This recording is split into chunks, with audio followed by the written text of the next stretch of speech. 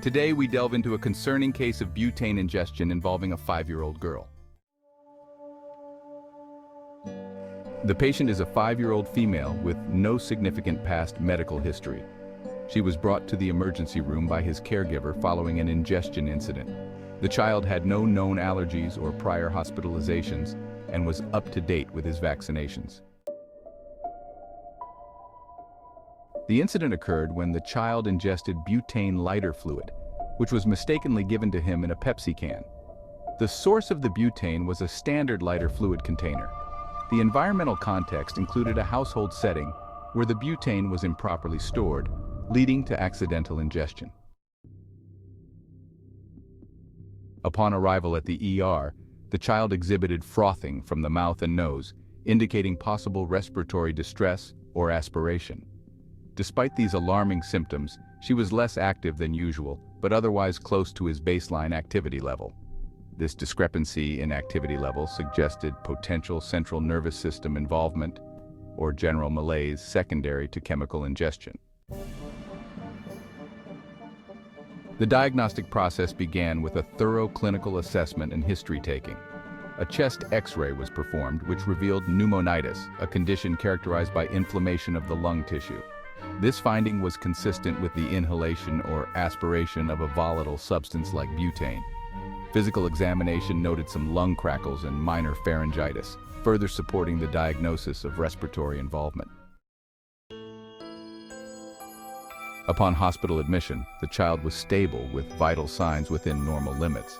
However, the presence of frothing at the mouth and nose, combined with the chest X-ray findings and physical examination, indicated a need for close monitoring and symptomatic treatment. The timeline from exposure to hospital presentation was crucial in understanding the progression of symptoms and potential complications. Initial treatment focused on supportive care.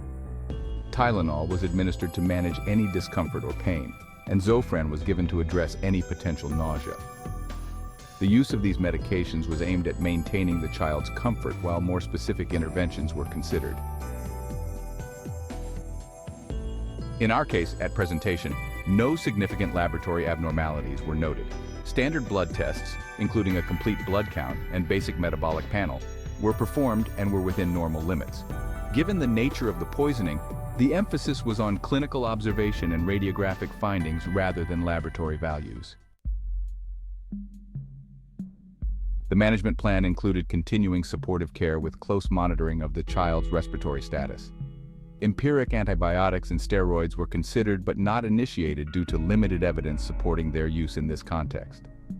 The decision was to prioritize symptomatic management and monitor for any signs of secondary bacterial infection or worsening inflammation. Throughout the treatment process, laboratory values remained stable, with no significant trends indicating worsening systemic involvement. The primary focus remained on clinical signs, particularly respiratory function and any signs of distress or deterioration.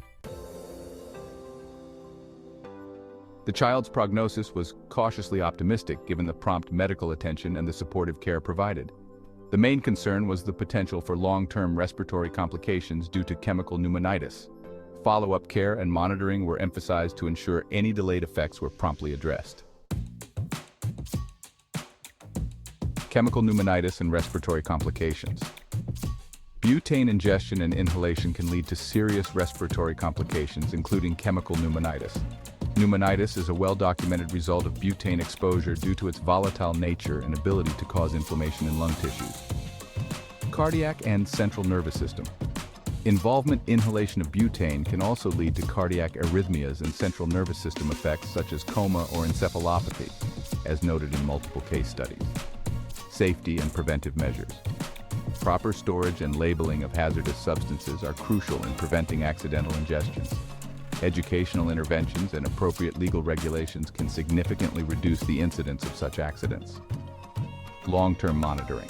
The importance of follow-up care in managing potential long-term effects, such as chronic respiratory issues or other complications, is emphasized in the literature.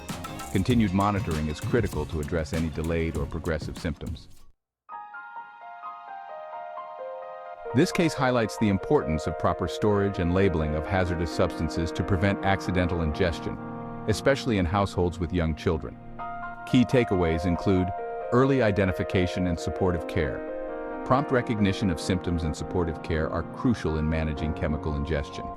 Diagnostic imaging chest X-rays can provide critical information about respiratory involvement in cases of volatile substance ingestion. Symptomatic treatment.